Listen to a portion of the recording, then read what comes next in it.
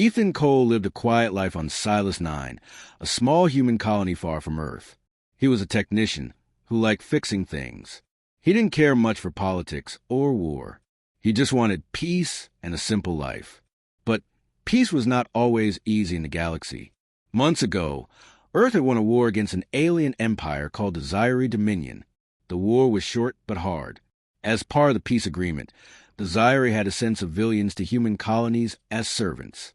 It was called a cultural exchange, but everyone knew what it really was. The humans called it a way to learn. The Zyri called it shame. One day, Ethan got a message from the colony council. He had been assigned as a Zyri servant. He didn't ask for one. He didn't want one. But the council told him it was part of the law. When the transport ship landed, he went to the docks, unsure of what to expect. She stood alone at the edge of the landing bay. She was tall and slim, with pale blue skin and glowing silver eyes. Her hair was soft and white like snow. She wore a simple suit and a translator around her neck. She looked calm, but not happy. The officer called out her name. "This is Arya. She has been assigned to you," the officer said. Ethan looked at her. She didn't move. She just waited. He stepped forward. "I'm Ethan," he said. "Do you understand me?" Arya nodded. "Yes, I am ready to serve." He didn't like the way she said it, like it was all she had left. Ethan took her to his small home. It had 2 rooms, one for him and one for storage. He cleaned out the storage room and gave it to her. "This is your room now," he said. She looked at the bed, the table, and the small window. "I do not require comfort," she said. "Well, I think you do," Ethan replied. "You're not a tool." She didn't answer. She just stood there, waiting for orders. He felt sorry for her. He made dinner that night and gave her a plate. She didn't eat it first. She waited for him to finish. "You can eat," he said. She slowly picked up the spoon and began to eat. She ate like someone who hadn't tasted real food in a long time. Days passed. Ethan tried to make things easy for her. He didn't give her many tasks. He showed her how to use the washing machine, the kitchen tools, and the datapad. He even let her borrow some books. She was quiet, always watching, always learning. One day, he found her in his workshop, staring at the broken generator. "Do you know what that is?" he asked. "It creates power," she said. "It is damaged." "Yes, I was about to fix it," Ethan said. "May I help?" she asked. He was surprised. "Sure." She knelt beside him and watched closely as he worked. Then, without asking, she pointed to a loose wire. "That should be connected here." He looked at it. She was right. "You're good at this," he said. "I study machines on my world," she replied. "Before the war." He nodded. They worked together in silence. For the first time, she looked more alive. Each day after that, she spent more time in the workshop. Ethan gave her small tools, showed her how to fix simple things. She learned fast. Sometimes she would change the designs to make them better. He was amazed. She still didn't talk much, but she started asking questions. She wanted to know about Earth, about human families, about why people laughed. Ethan tried to explain, but some things were hard to explain. One afternoon, they were sitting outside. She watched a group of kids playing with a ball. "Why do they shout so much?" she asked. "They're having fun," Ethan said. "It seems loud, but nice." He looked at her. "Did you have fun on your planet?" She was quiet. Not after the war started. Ethan didn't press. But he noticed something had changed. Arya was no longer just a servant. She was a person trying to find her place. That night, she came to him with a question. "Why do you treat me like this?" "Like what?" "Like I am not a servant." He looked at her. "Because you're not. Not to me." She said nothing, but her eyes seemed softer. Something was beginning. Neither of them said it, but both of them felt it. And out in the stars, the galaxy kept spinning, not knowing that something very human was starting to grow in the most unexpected of places. Each morning, Arya woke before Ethan. She quietly cleaned the kitchen, watered the small garden, and then sat in the workshop, waiting for him to start the day. She never asked for rest. She never complained. But she smiled more now. even if only a little. Ethan noticed these changes. He also noticed how much she liked learning. She had finished reading 3 books already. She had even started asking deep questions, like why humans cried or why people lied. Humans feel many things, Ethan told her one evening. Sometimes too many. Arya looked down at her hands. On my world, showing too many feelings was seen as weak. Here, it's part of being alive, he said. She nodded slowly. I want to understand more. They spent more time together. Ethan showed her how to cook Earth food. Arya was careful and exact, measuring everything perfectly. Her first pancake came out round and golden. She stared at it like it was a treasure. Try it, Ethan smiled. She took a bite, and her silver eyes widened. It is warm and sweet. That's how comfort tastes, Ethan said. The next day, Arya made breakfast before Ethan even woke up. It wasn't perfect, but she stood proudly beside the plate.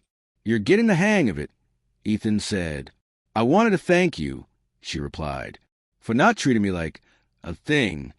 He didn't know what to say, so he just nodded and ate. Things around them, however, were not so quiet. The colony had started to change. People were talking more about the alien servants. Some said they should be controlled better. Some said the whole program was wrong. One afternoon, a man named Carl stopped by. He worked for the local registry and had come to check on Arya. She seems a bit too free, Carl said, looking around Ethan's house. She's doing fine, Ethan answered. Carl raised an eyebrow. You're letting her sleep in a private room? Eat the same food? Use tools. She's not hurting anyone, Ethan said calmly. Just remember, Carl warned, they're not citizens. Don't forget what side they were on during the war. After he left, Arya asked, Am I causing trouble for you? No, Ethan said quickly. They just don't understand. I don't want to be a problem. You're not. You belong here more than some of them. Her eyes lowered, but her lips curled into a small smile. That night, they sat under the open sky. The stars above Silas 9 were bright and close. Which one is your home? Ethan asked. She pointed to a small blue star. That one, Zyara's. It used to be bright and full of cities. Now it is quiet. Do you miss it? I miss who I was there. He understood. Silence followed, but it felt warm. The next day, Arya asked Ethan if she could help her repair order. It was a broken water pump at a nearby farm. You sure? You'll be around other people. I want to try. They went together. The farmer, a woman named Nancy, was kind but surprised. You brought her to work? She asked. She knows machines better than I do, Ethan said.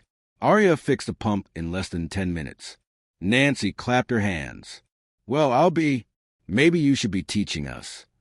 On the way back, Arya seemed brighter. Her steps were quicker. You looked happy, Ethan said. I felt useful, she replied. He looked at her, really looked. She was changing, becoming more confident, more human in a way, and he liked that. Later, she asked to build something new in the workshop, a small energy unit based on both human and Zyri tech. Ethan agreed, and they worked side by side. One evening, while cleaning tools, Arya spoke softly. If I had met you before the war, I would not have understood you. And now I think I do. You care more about people than power. That is rare.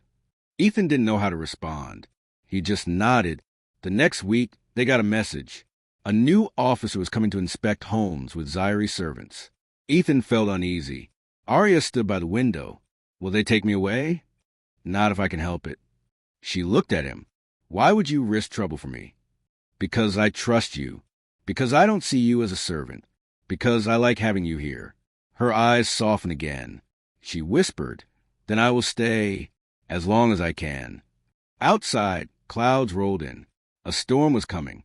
But inside the house, something quiet and strong was growing. Not just trust, not just friendship, something more. The next few days were quiet, but both Ethan and Arya felt the weight of the coming inspection. The last visit had brought warnings, and this new officer might be worse. Ethan worked late in the workshop, pretending things were normal. Arya helped him, but her eyes often moved toward the window. Then the day came. A dark transport ship landed near their home. Two officers stepped out. One was older, with sharp eyes. The other was younger, quieter. They knocked on the door. Ethan opened it and greeted them. "I'm Ethan Cole. This is Arya." The older officer looked at Arya for a long time. "She looks too comfortable." "She's doing her job well," Ethan replied. "We'll see," the officer said. They inspected the house, checking each room. The older officer asked Arya questions. "Do you clean the house?" "Yes," Arya answered. "Do you follow orders?" "Yes." "Do you understand your place here?" Arya looked at Ethan, then back at the officer. "I serve, but I am also learning. I am treated with respect." The officer frowned. "That's not your role." Ethan stepped forward. "She is helping, not harming. She has value." The officer gave him a hard look. "You are not allowed to change her purpose. If this continues, she will be reassigned." After they left, Arya sat on the small bench outside, silent. Ethan joined her. "I don't want to go," she said. "Then we won't let them take you. They have power. But we have something stronger." "What is that?" "Choice." That night, Arya stood outside under stars. Ethan came beside her. "Why do humans fight so hard for freedom?" she asked. "Because we know what it's like to lose it," Ethan said. "It makes us want to protect it." She looked up at the sky. "I never knew that feeling until now." A few days later, a message came. Arya was to be moved to a new location. She was being reassigned to a military zone to assist in tech repair. No reason was given. "They're trying to control us," Ethan said. "We need to leave." Arya nodded. "I will follow." They packed quickly. Ethan took his tools. Arya took only one book, the first one Ethan had given her. They left at night, using back paths through the forest. The stars lit their way. They walked for hours, heading toward the hills where an old outpost stood. It hadn't been used in years, but Ethan remembered it. By morning, they reached the outpost. It was dusty and cold, but safe for now. "We'll rest here," Ethan said. They set up a small camp. Arya fixed the lights while Ethan repaired the heater. They worked together as always, but this time it felt different. They were no longer hiding feelings. That evening, while checking perimeter, Ethan heard a sound. A large animal, a razorback, had followed them. It rushed from the trees. Ethan shouted, raising his tool like a weapon. But before he could move, Arya stepped in front of him. She raised her hands, letting out a strange sound. The beast stopped, confused. Then it charged. Arya pushed Ethan aside and took the hit. The creature's claws scraped her shoulder before it ran off. Ethan rushed to her side. "You're hurt." "I will live," she said, breathing hard. He carried her back to the outpost and cleaned the wound. Her blood was dark blue. She didn't cry, but her face showed pain. "Why did you do that?" he asked. "You matter," she said softly. "You matter to me." He looked at her for a long time. "You matter to me, too, more than I ever thought possible." She smiled weakly. "Then maybe we are both free now." In the days that followed, they stayed in the outpost, resting and planning. Arya was healing. They talked more, not just about the past, but about what they wanted for the future. "I want to build," Arya said. "Not just machines. I want to build a life." "With me?" Ethan asked. "If you want me." "I do." Outside, the wind howled, but inside they felt warm. Something real was growing. They were no longer just man and alien, no longer servant and master. They were two people choosing each other. The outpost became a small world for Ethan and Arya. It was quiet, far from the colony, far from rules and people who did not understand. They repaired old systems, cooked simple meals, and spent hours just talking. Arya's injury healed slowly. Ethan changed her bandages each day. She did not complain. She said the pain reminded her that she was alive, that she had chosen this life. One night, they sat near the heater. A soft hum filled the room. Arya leaned back on a pillow made of spare clothes. "Do you miss your old life?" Ethan asked. "Sometimes," she said. but it was not really mine. I followed rules. I repeated what I was told. Here I feel like me. He smiled. I like this version of you. Her eyes softened. I like who I am with you. They sat in silence. Outside, the stars blinked slowly. It was peaceful, but they both knew it would not last forever. The next day, a small ship passed overhead. It didn't land, but it was a sign. People were looking. The colony was not far behind. Ethan worked quickly to make the outpost harder to detect. Arya helped by setting up a warning signal that would alert them if anyone came close. At night, they watched the signal light blink softly. So far, no danger, but the quiet felt thinner now. One evening, Ethan asked, "If we had to run again, would you still come with me?" Arya looked at him. "I would go anywhere with you." Ethan reached out and held her hand. It was cool but steady. "I don't want to run forever." "Then maybe we stop running," she said. "We face them. We tell them the truth." "You think they'll listen?" "Maybe not at first, but others might." He nodded slowly. "You're brave." "I learned from you," she replied. The next day, a small alert went off. A ship had landed 2 miles away. Not a patrol, something smaller. Ethan checked the scanner. "It's one person," he said. "Looks like a bounty hunter." They packed quickly, but before they could leave, the hunter arrived. He stood at the door, helmet under his arm. He looked tired, not angry. "Ethan Cole? I thought I might find you here." "Do I know you?" Ethan asked. The man smiled. "It's been years. We worked on a satellite station together. Name's Mason." Ethan's eyes widened. "Mason? I thought you went back to Earth." "I did. Now I work freelance. And I saw your name on a notice. But I came to talk, not arrest." He looked at Arya. "So this is the one everyone's talking about." Arya stood tall. "Yes, I am Arya." "You're braver than most humans I know," Mason said. He sat with them, shared food, and listened to their story. When they were done, he sighed. "You can't stay hidden forever. But I know a place.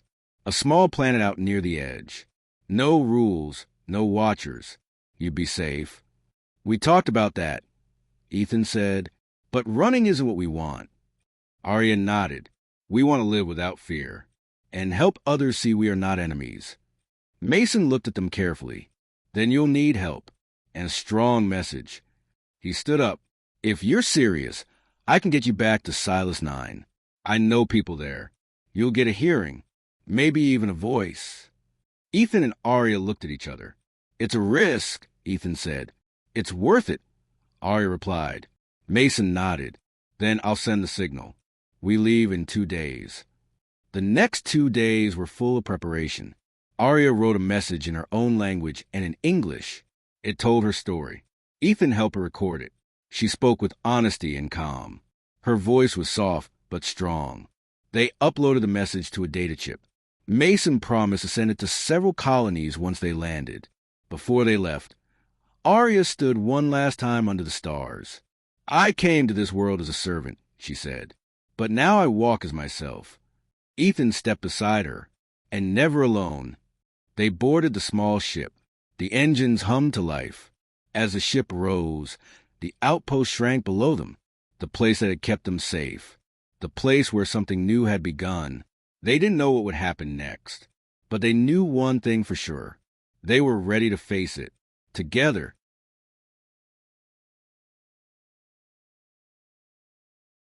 The small ship landed near the outer edge of Silas 9. It was early morning, and the sky was still a soft gray. Ethan and Arya stepped out, quiet but steady. Mason stayed close. He said he would help get them to the colony council.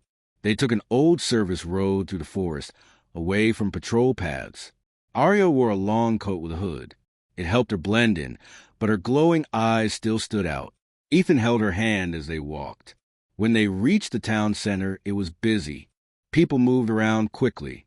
No one paid them much attention at first. But once someone recognized Ethan, whispers started. "That's the guy who ran off an alien."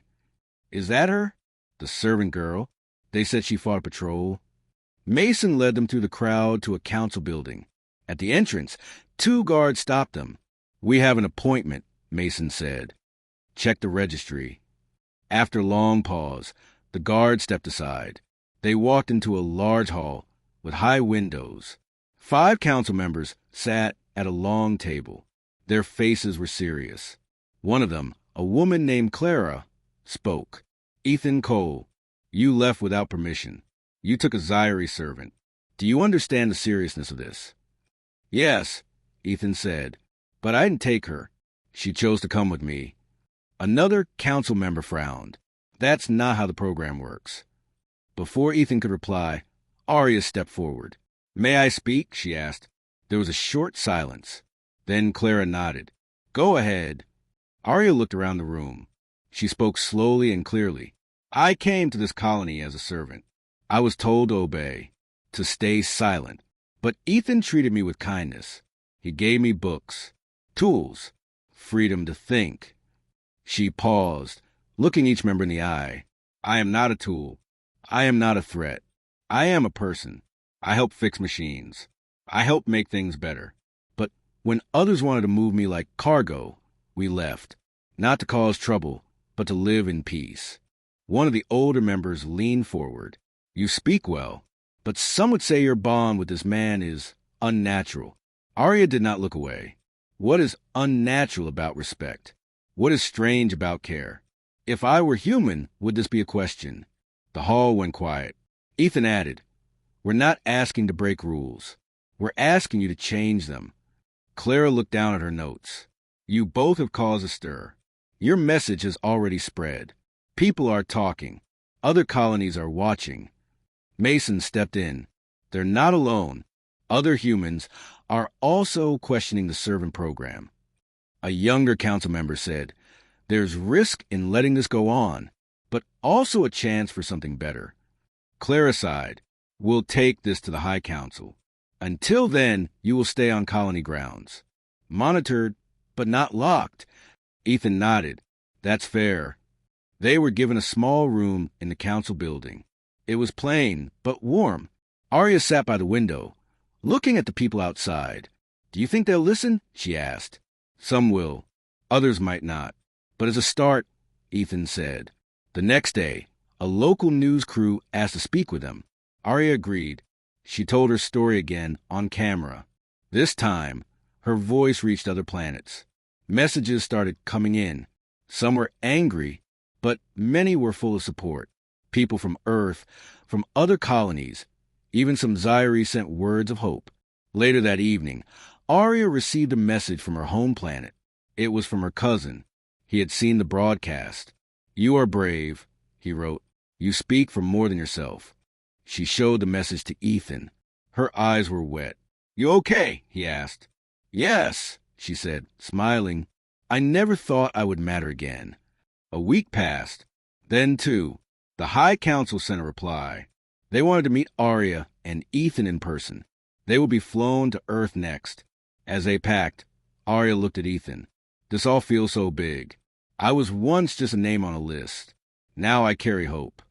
"You always carried it. Now people can see it." They boarded the shuttle side by side. Neither knew what would happen on Earth, but both knew they were no longer running. They were stepping forward. Together. The shuttle landed on Earth after a long journey through space. Ethan and Arya stepped out into a wide city full of lights, people, and noise. Arya had never seen a place so large and alive. Her eyes followed the tall buildings and flying cars. Everything moved fast. They were taken to a guest center near the High Council Hall. Guards stayed close but did not speak much. Ethan held Arya's hand to calm her. He could tell she was nervous. "It's okay," he said. "We're here to speak the truth." "I'm ready," she replied. The next day, they were led into the main building. Inside, the council chamber was even larger than the one on Silas 9. More than 20 leaders sat at a long curved table.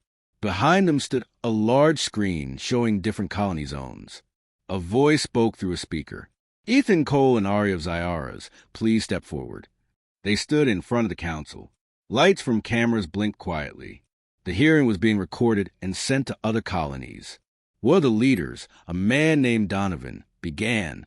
You both are here because of a violation, but also because your story has brought questions to our system. Ethan nodded. We understand. Before we continue, Donovan said, we ask that Arya speak, in her own words. Arya stepped forward. She looked calm but firm. I was sent to Earth as a servant, she began. I had no choice. I was told to follow, not to think. But then I met Ethan. He gave me kindness. He gave me space to learn. He did not see me as an enemy. She paused. Over time, I began to understand your people, and you began to understand mine. I do not want to fight. I do not want revenge. I want a future where we live as equals. The room was quiet. Then a woman on the council asked, Do you love him? Arya looked at Ethan. Yes. Some council members exchanged looks. A few wrote notes. Then Ethan spoke. I never planned to be part of any movement, he said. But when I saw how others treated her, I couldn't stay silent. She is brave, smart, and full of heart. She made me better. We didn't run to escape rules. We ran to protect what was right. Another council member asked, Are you asking us to end the servant program? Ethan answered, We're asking you to see them as people, not tools, not debts. The council took a short break. Ethan and Arya waited in a small room. She sat beside him, her hand in his. Do you think it worked? She asked. We did our best. That's all we can do. After an hour, they were called back in. Donovan stood. The council has spoken. The servant program will be reviewed. Until then, all current Zyri assignments are on hold. Those who wish to leave their placements will be given shelter.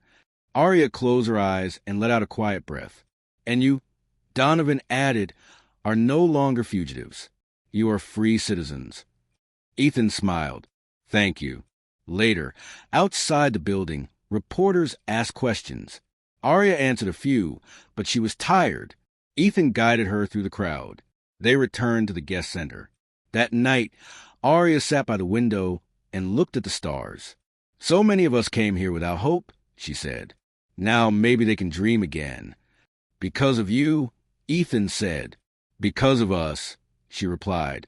Over the next few days, messages from across the galaxy arrived. Stories from other Zyri who had been waiting for a chance to speak. Some wanted to help. Some just wanted peace. Arya started working with a small group to support others like her. She helped write new guides for human-Zyri relations. People listened, some for the first time.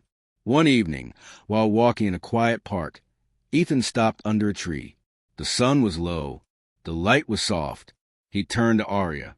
There's something I've been wanting to ask. She tilted her head. What is it? He pulled out a small ring. Simple silver, shaped like a star. Will you marry me? Arya's eyes widened. Then she smiled. A full, bright smile. Yes. They stood there, just the two of them, under the tree. The wind was gentle. The future was still unknown, but they had each other. And that was enough. The wedding was simple. It took place in a small garden near the council building. The flowers were local to Earth, but Arya had picked ones that reminded her of her home world. Soft blue petals, long green stems, and a gentle glow in the sunlight. There were no crowds, no big ceremony. Just a few people they trusted, Mason, Clara from the council, and two friends from Silas 9. A human speaker and a Zyri elder shared the role of guiding the ceremony.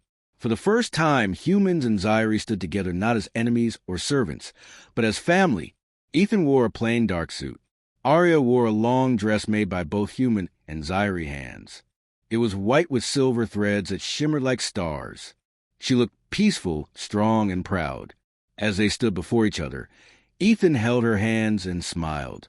I didn't expect any of this, he said softly, but I'm glad it happened. I'm glad I met you. Arya looked into his eyes. You gave me a name again. You gave me a voice. You gave me love. I never want to forget that. They exchanged rings, simple ones made from metal collected from Silas 9. Not perfect, but real. When the speaker said the words that joined them, there was quiet, then gentle clapping. No loud cheers, just smiles and warm looks. After the ceremony, they sat under a tree and shared a small meal with their guests. Arya tried Earth cake for the first time. She laughed at how sweet it was. "Too much sugar," she said, wiping her lips. "That's the best part," Ethan joked. Mason raised a cup. "To the first wedding between a human and a Zyri. May it not be the last." Everyone raised their cups. Even the Zyri elder nodded with approval. In the days that followed, news of the wedding spread. Some people were confused. Some were angry, but many more were curious. Stories of Arya's speech and their peaceful bond made their way to distant colonies. People started asking questions. On some worlds, Zyri servants were given the choice to stay or leave. Some went home. Some stayed to build new lives. The change was slow, but real. Arya and Ethan returned to Silas 9 to help with the changes. The council welcomed them. Arya worked with schools and engineers. Ethan helped fix homes and systems. Together, they showed what trust could build. One afternoon, Arya stood in front of a class of young students. She held up a small machine she had built from both human and Zyri parts. "This," she said, "is what happens when we work together." The children clapped. One girl raised her hand. "Are you a princess?" Arya laughed. "No, just someone who never gave up." At home, Ethan built a small workshop next to their house. Arya filled it with tools, parts, and books. It became a place for learning and sharing. Visitors came from other colonies to ask questions, learn, and share their own ideas. They still had quiet dinners under the stars. Sometimes, Ethan would point at the sky and ask, "Which one is your home again?" She would smile and point. "That one, but this is home now." One evening, Arya sat by the window, holding a letter. It was from her cousin on Zyara's. "They're rebuilding," she told Ethan. "They say it feels different now, like hope is finally coming back." "Maybe one day we can visit," he said. She looked at him. "Yes, but only if we return here. This place, it gave us each other." Time passed, but their bond only grew. People began to see them not as a story, but as proof. Proof that peace was not just a dream. It was a choice. One day, a statue was placed in the center of Silas 9. It showed two figures, one human and one Zyri, standing side by side. Not heroes, just partners. Below it, a small sign read, "Together is stronger." Ethan and Arya stood before it, hand in hand. "Do you think the galaxy will change?" Ethan asked. "It already has," Arya said, "because we did." And as the wind moved through the leaves and stars shined above, they stood in the place where everything had started. Not servant and master, but husband and wife. Equals, forever.